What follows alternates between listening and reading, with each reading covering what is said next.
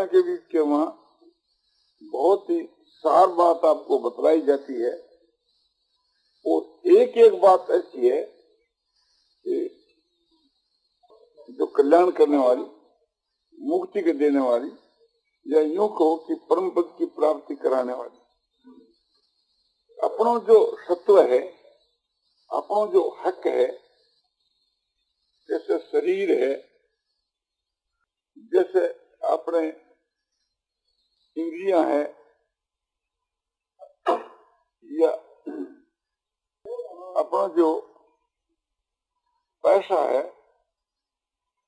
बल है, ऐश्वर्य है, जो अपना अधिकार की चीज, वो चीज एक प्रकार से दूसरों की सेवा के में लगानी बहुत ही उत्तम काम है। और वो भी निष्काम भाव से लगाऊं। निष्काम भाव का मतलब ये है कि बदले में स्वार्थ की इच्छा नहीं करनी, कोई प्रकार से स्वार्थ की इच्छा से बदले में नहीं करनी, और अपनी तरफ से अपने सत्व को दूसरा ने देने की चेष्टा रखे और लेने की चेष्टा नहीं रखे। हर एक प्रकार से ये जो निष्काम जो भाव है, इससे आत्मा की बहुत ही शुद्धि हो जाए। और समझो कि पदार्थ जो है, रुपया जो है, उसकी अपेक्षा ज्यादा दामी चीज है अपना शरीर। अपना जो शरीर जो है, अपने शरीर को जो बल है, अपने शरीर के वहां जो बुद्धि है, यानी विवेक और ज्ञान है, इस बुद्धि और विवेक के द्वारा दूसरों को एक रूप से हित करना, सेवा करनी, अपने बल से परिश्रम से दूसरों की सेवा करनी, और अपने शरीर से, इंद्रियों से दूसरे की सेवा करनी, वाणी से दूसरे को भलो करना, समझो हाथों से दूसरे को भलो करना, अपने संकेत से दूसरे को भलो करना, और कुछ भी नहीं हो तो मन से दूसरे को भलो करना। अपने पास रुपया नहीं है तो एक प्रकार से शरीर से भलो करना, मैं रुपया से भी ज्यादा दामी चीज है। और शरीर जो है एक प्रकार से उसी के अंदर वाणी है, वाणी से भलो करना, दूसरा को उपकार करना। और उससे भी ज्यादा दामी है कि मन से, अपने बुद्धि से, अब विचार के द्वारा दूसरे को हित करो, तो मन दामी चीज है। मन से जो आदमी क्या करे, तन मन धन, तो तन मन धन में धन जो है वैसे दामी चीज है तन, धन से, और तन से भी दामी चीज है मन। मन अपने जिस काम में लगा दियो तो तन और धन तो अपने आप ही लग गई, या शरीर जिस काम में अपने आप लगा दियो तो एक प्रकार से धन तो मैं आप ही लग गई। इस वास्ते धन से ज्यादा दामी चीज तन है और तन से ज्यादा दामी चीज मन है। तो इस प्रकार से दूसरों की सेवा के लिए अपन अर्पण कर देवा, और वो निष्काम भाव से कर। निष्काम मन बदलो कुछ भी नहीं चाहो, न मान बढ़ाई चावा, न स्वर्ग चावा, और न समझो कि इस लोक का भोग चावा, बदले में कुछ भी नहीं चाहो, अपना कर्तव्य समझ करके करे तो बहुत शीघ्र रसो कल्याण होता है। इससे भी शीघ्र कल्याण होने को रास्ता यो है कि सब में भगवत बुद्धि करके उनकी सेवा करे। इससे बढ़कर चीज यह है। और भगवत बुद्धि से भी और ऊंचो भाव यो है कि भगवत बुद्धि से तो करे ही, और साथ साथ के वहां हे प्रभु ये आपकी चीज आपके काम में लगाई जाए, मैं तो केवल निमित्त मात्र हूँ। और इससे भी और दामी चीज वो है कि उस समय के बीच के वहां एक प्रकार से श्रद्धा प्रेम से करे, मुग्ध हो जाए एक प्रकार से, कि जैसे कोई भगवान की वास्तव में सेवा करने से प्रसन्नता हुए, इसी प्रकार की प्रसन्नता में समय के बीच के वहां में हाँ सांस करके, नाच नाच करके, प्रेम से सेवा मिल गई तो भगवान ही मिल गया। भगवान की सेवा जो है तो भगवान से बढ़कर भी कही जाए तत्वगति नहीं, क्योंकि भगवान की सेवा मिल गई ना, भगवान तो अंतर्गति आ गया। तो यह जो चीज है बहुत उत्तम है। और अपना मन तन धन जो कुछ है ये भगवान का ही है। इस भाव से कि भगवत अर्थ बुद्धि से भगवान के लिए सब अर्पण कर दे, भगवान की चीज, अपनी सारी चेष्टा जो है सो भगवान की आज्ञा के अनुसार भगवान के लिए ही की जावे, भगवान में प्रेम होने के लिए की जाए, भगवान की प्राप्ति के लिए की जाए, तो वो निष्काम ही है। और इससे भी ऊंचा दर्जे वो है कि एक प्रकार से वास्तव में अपना सर्वस्व भगवान के समर्पण कर देवा। और असली समर्पण वो है कि एक प्रकार से भगवान बने स्वीकार कर ले। स्वीकार की कसौटी क्या है कि मैं को तन मन धन सब समय के मां भगवान के लिए स्वाभाविक की लगतो रहे। एक आदमी तो समझो कि आपने उत्तम जो काम करे है, यज्ञ दान तप सेवा पूजा तीर्थ व्रत में करे है, और एक करे नहीं, बिल्कुल स्वभाव ये हो जावे कि बस स्वाभाविक को हुए, स्वाभाविक ही उससे होने लग जावे, तो वो भगवान स्वीकार करे, भगवान का सर्वस्व अर्पण करे। और भगवान इस बात में स्वीकार कर ली, इस कसौटी से यो निर्णय हो कि आपने समझो कि अपने से स्वाभाविक होने लग जावे, अपने बस की बात ही नहीं रहे। जैसे छोटे बच्चों और माँ के स्तन का पास ले जावे तो बंदा में स्वाभाविक ही दूध जो है सो माँ के स्तन में आ जावे। जैसे गाय को बाछो गाय के स्तन के पास ले जावे और मुंह लगाता ही गाय पाव से आवे तो उसमें दूध आकर के भर जावे, स्वाभाविक ही, तो हमें कोई क्रिया करने की जरूरत नहीं, वो वास्तव भाव है। जैसे बच्चों के लिए और बच्चा के लिए, जैसे माँ को और गाय को एक वात्सल्य भाव है, इस प्रकार से थी भगवान को समझो कि अपने सबके लिए वात्सल्य भाव है। और मनुष्यों के भीतर के बीच के मां भी समझो कि भगवान के प्रति भी वात्सल्य भाव है। जैसे यशोदा मैया को श्री कृष्ण जी के लिए तो वो वात्सल्य भाव है।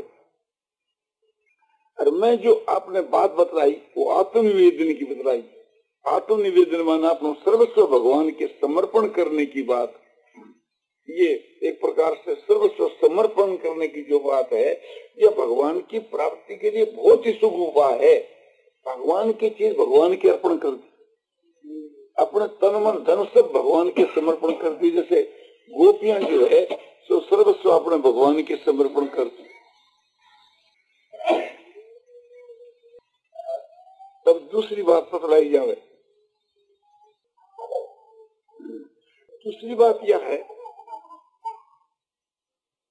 कि ज्ञान को जो मार्ग है, जो कि आज प्रातः काल बतलाए तो कि एक विज्ञान गण परमात्मा की दूसरी वस्तु है ही नहीं, सत्यम ज्ञानंतम ब्रह्म, निर्गुण निराकार ब्रह्म को जो विषय, वो जो ज्ञान को जो मार्ग है कि एक विज्ञान घन परमात्मा ही है, इस प्रकार को जो एक अनुभव है वो ज्ञान को मार्ग है।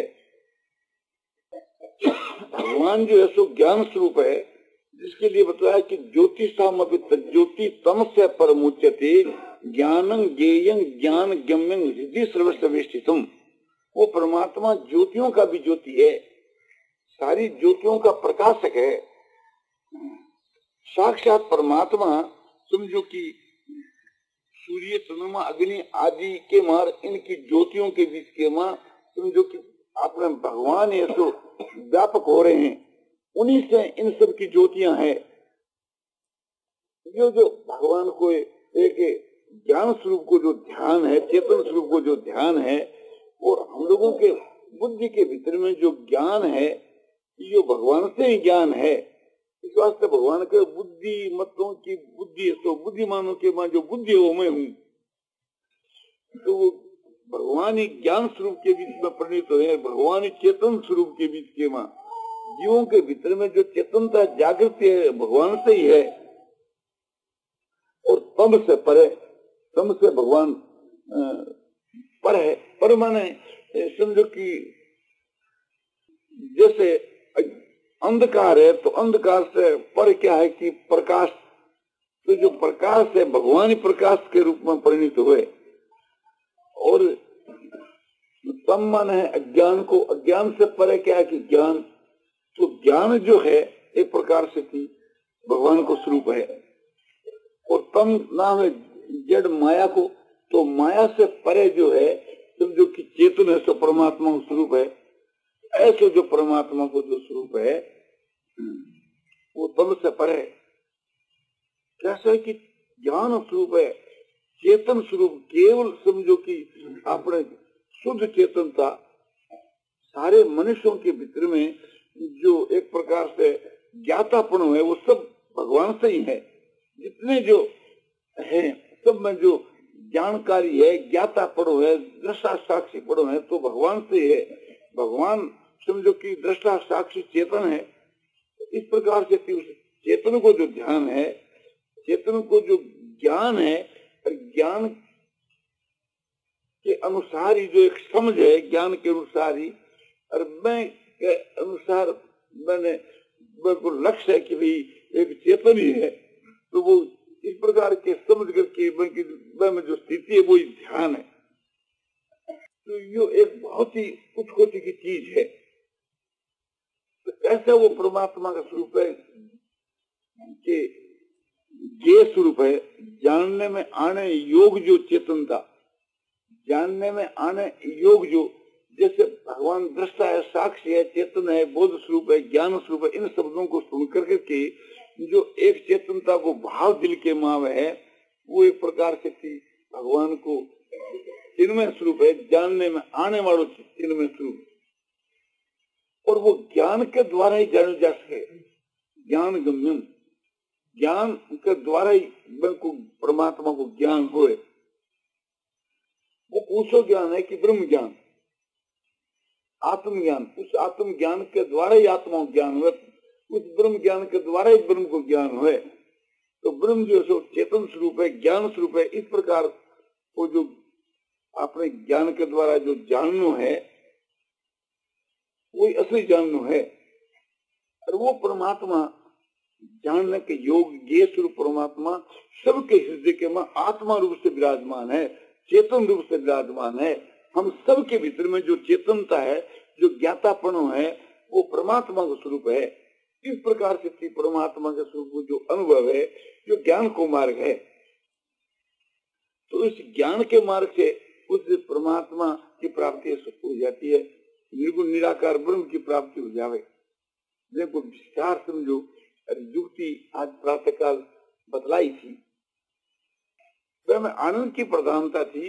अब जो बात कही उसमें ज्ञान की प्रधानता, चेतनता की प्रधानता है। तो केवल चेतनता की प्रधानता, चेतनता की प्रधानता से भी परमात्मा की प्राप्ति हो जाएगी। ये सब जो मैंने बताया चेतनता के विशेष बताया कि परमात्मा चिन्मय स्वरूप है, चेतन स्वरूप है, बोध स्वरूप है, ज्ञान स्वरूप है। इतना जो ज्ञान हो जाए उससे परमात्मा की प्राप्ति हो जाए। परमात्मा है, कि परमात्मा है कैसा है, इस बात को स्वयं परमात्मा ही बतलाएंगे, क्योंकि ये बात एक प्रकार से थी उसके अधिकार की है। हम तो परमात्मा को जान नहीं सकते, हमारी सामर्थ्य नहीं है, ये तो उसका कर्तव्य है, परमात्मा का फर्ज है कि वो बतलावे कि मैं कैसा हूँ। हम तो इतना ही मान सकते कि भगवान है यानी परमात्मा है। तो परमात्मा के मां जो विश्वास करना है या बड़ी ऊंचे दर्जे की चीज है। परमात्मा है माने भाव रूप एक प्रकार से, वे कैसा है वे स्वयं बताओ कि कैसा है। ये निश्चय रखे, ये खूब इसमें श्रद्धा रखे, दृढ़ विश्वास रखे कि परमात्मा है, इसमें कोई शंका की बात नहीं। तो ये विश्वास रखने से थी में धीरता, वीरता, गंभीरता आ जाती है। ये विश्वास रखने से उसमें निर्भयता आ जाती है, क्योंकि जब वो सब जगह परमात्मा ने देखता है कि ये विश्वास करता है कि परमात्मा है, फिर चिंता कौन बात की, भय कौन बात का, सुख कौन बात का। समझो कि ये सब एकदम अपने खत्म हो जाते हैं और वो उसकी सारी क्रिया समझो कि जो इस प्रकार से परमात्मा को मान लेता है कि परमात्मा की सत्ता को मान लेता है, उसकी सारी क्रिया समझो कि भगवान के आदेश के अनुसार, उसके हुक्म के अनुसार स्वाभाविक हुआ करती है। भगवान के विपरीत तो उससे कोई कार्रवाई हो ही नहीं सकती, क्योंकि जो वो सब जगह में भगवान को प्रत्यक्ष अनुभव कर रहा है, देख रहा है, तो भगवान के विपरीत तो उसकी कार्रवाई कैसे हो सकती है? हो ही नहीं सकती। तो ये एक प्रकार से जो साधन है बहुत उच्च कोटि का साधन है। इसी प्रकार से थी भगवान सगुण साकार का जो स्वरूप है और उसका जो ध्यान है वो भी एक प्रकार से कल्याण करने वाला है, क्योंकि भगवान का जो साकार जो रूप है वो भी अपने समझ के अनुसार मनुष्य करता है, और भगवान का निराकार स्वरूप का भी जो ध्यान कर रहा है तो अपने समझ के अनुसार करता है, और समझ के अनुसार जो ध्यान करता है उससे परमात्मा का स्वरूप असली बहुत ही विलक्षण है, और वो प्राप्त होने से मनुष्य को जान सकता है। और वो प्राप्त होना अपने हाथ की बात नहीं है, वो भगवान के हाथ की बात है। हम अपने कर्तव्य का पालन करेंगे तो भगवान अपने हाथ की जो बात है उसको जरूर करेंगे, ये विश्वास रखना चाहिए। हम लोग एक प्रकार से समझो कर्तव्यच्युत हो सकते हैं, किंतु भगवान कभी कर्तव्यच्युत नहीं हो सकते। ये कोई समझो कि संभव ही नहीं है कि भगवान कर्तव्यच्युत हो जावे। तो भगवान एक प्रकार से समझो कि अपने कर्तव्य का पालन कर ही रहे, उनका जो फर्ज है वो तो कर ही रहे, और हम ये मान ले कि वहाँ कभी गड़बड़ हो ही नहीं सकती, तो और भी विशेष रूप से वो करने लग जावे, और सब जगह के बीच के वहाँ समझो कि भगवान का दिग्दर्शन होने लग जावे। तो भगवान को हर वक्त सब जगह के बीच के वहाँ प्रत्यक्ष की माफक देखना चाहिए, चाहे अपने बुद्धि के अनुसार जो सच्चिदानंद स्वरूप जो निर्गुण निराकार स्वरूप है उसको देखो, और चाहे समझो कि सगुण साकार को, बात एक ही है। और सगुण साकार के वहाँ जो अपना इष्ट देव का जो स्वरूप है, भगवान श्री कृष्ण जी का, भगवान श्री राम जी का, भगवान शिव जी का, भगवान विष्णु का, सब एक ही है। जिसका जो इष्ट हो है वह अपने इष्ट देव को देख देख करके मुग्ध हो एक प्रकार से, तो उस सगुण साकार के ध्यान मात्र से कल्याण हो सकता है। वो ध्यान होना चाहिए एक प्रकार से निष्काम भाव से, और वो ध्यान समझो कि भगवान को जो रूप है, रूप और नाम बहुत ही मधुर है, उस माधुर्य भाव के वहाँ एकदम मग्न होकर के को देखे तो क्षण क्षण के वहाँ बने आनंद आनंद प्रतीत हो है। और वो भगवान को स्वरूप जहाँ नेत्र जा वहीं देखें, जहाँ मन जा वहीं देखें, और इस प्रकार से एकदम प्रत्यक्ष की जो बने सो अनुभव करें। भगवान के स्वरूप को चरणों से लेकर मस्तक तक, भगवान इनके जो चरण है बड़े कोमल, बड़े सुंदर और अलौकिक कोमल, जिसके छूने से शरीर में रोमांच चढ़ने लग गया।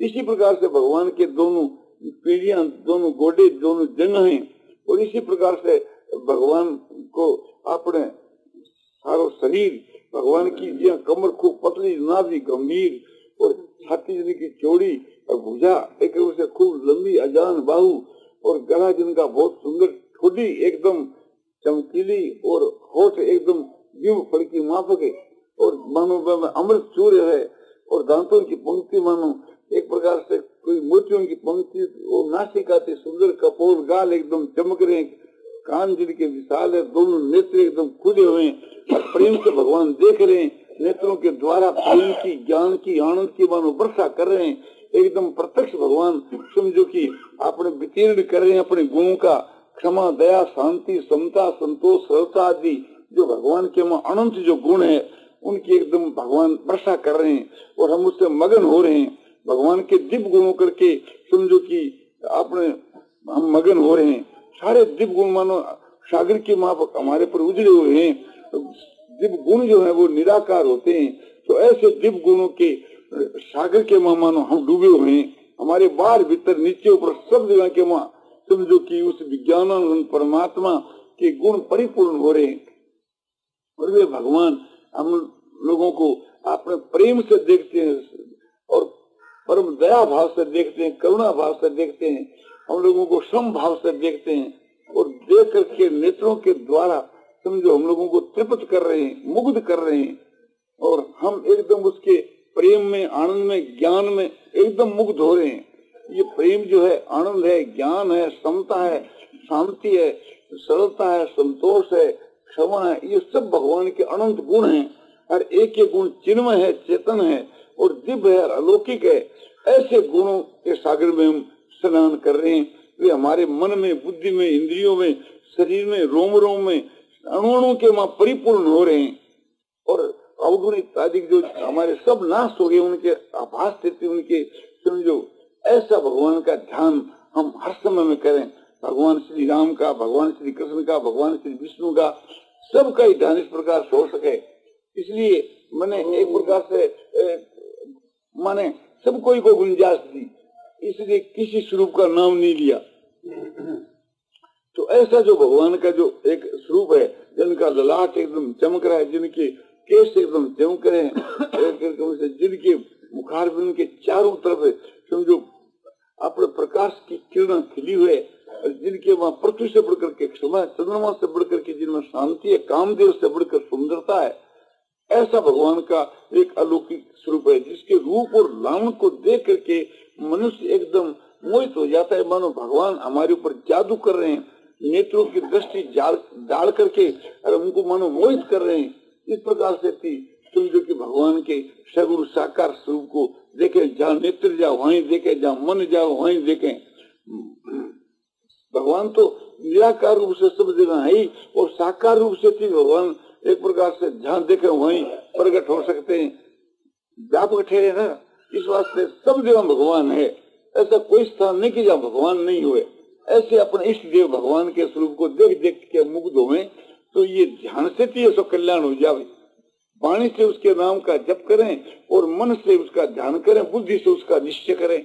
बुद्धि से ये निश्चय करें कि भगवान है, इसमें कोई शंका की बात नहीं, और मिलते हैं और मिले हैं, और हमको फिर क्यों नहीं मिल सकते, हमको भी जरूर मिलेंगे, ऐसा हम विश्वास करें तो बड़ी प्रसन्नता होती है, बड़ी शांति होती है।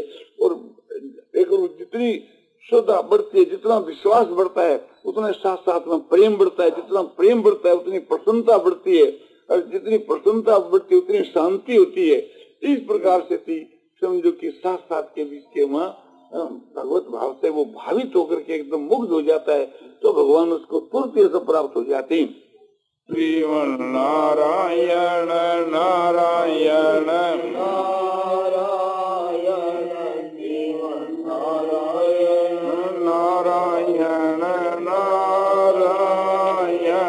श्रीमन नारायण नारायण आनंदमय आनंदमय आनंदमय। अब सार सार जो बात है वो अपने चल रही है। एक तो सार बात यह है कि वैराग की बहुत ही आवश्यकता है। चाहे कोई भगवान की भक्ति करें, चाहे कोई ज्ञान को साधन करें, वैराग की सब में आवश्यकता है। संसार में जो आसक्ति है यह बहुत ही खराब चीज है, सब अनर्थों की मूल है। सारे जो पाप पैदा होते हैं वो आसक्ति से पैदा होते हैं, और मनुष्य का जो पतन होता है तो आसक्ति के कारण ही होता है। स्त्री में, पुत्र में, धन में, ऐश्वर्य के वहां, शरीर में और मान बढ़ाई में, प्रतिष्ठा में जो आसक्ति है, राग है, वो सब अनर्थों की मूल है। राग के अभाव का नाम ही वैराग है। तो ये आसक्ति क्यों है कि संसार के वहां सुख बुद्धि होने के कारण से। संसार जो दुख रूप है, इसमें जो सुख बुद्धि है, इसके कारण से उसमें आसक्ति है।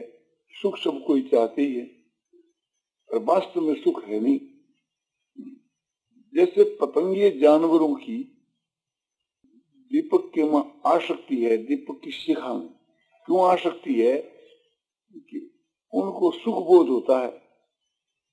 ये प्रणाम नहीं समझते कि प्रणाम के वहां तुम्हारे लिए ये कार है, इसलिए वे दौड़ दौड़ करके विषयों की तरफ जाते हैं।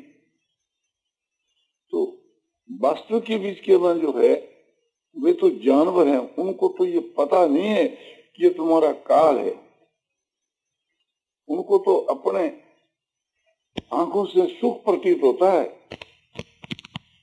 तो चमक दमक देख कर करके, और उसके नजदीक जाते हैं, झुस जाते हैं, भस्म हो जाते हैं, मर जाते हैं। इसी प्रकार संसार के जितने जो भोग हैं, ये दीपक की शिखा के समान है। इसलिए संसार के भोगों के वहां जो चमक दिखती है, चमक दमक है, वो एक प्रकार से मोड़े वाली है। उसमें सुख का अनुभव होता है, किंतु वो सुख वास्तव में नहीं, वो क्षणिक एक प्रकार से सुख प्रतीत होता है। आखिर के बीच के वहां संसार के विषय भोग जो हैं, ये हमारे लिए मृत्यु से भी बढ़कर के है। मृत्यु से बढ़कर ये कि जो पतंगे जानवर है, उनका तो एक ही जन्म के मरण होता है, फिर सदा के लिए तो नहीं। किंतु विषयों में जो आशक हो जाता है, वो तो जन्मता मरता रहता है। इस वास्ते मृत्यु से भी बढ़ करके है। तो संसार के विषय भोगों को साक्षात विष के समान समझ करके इसका त्याग करना चाहिए।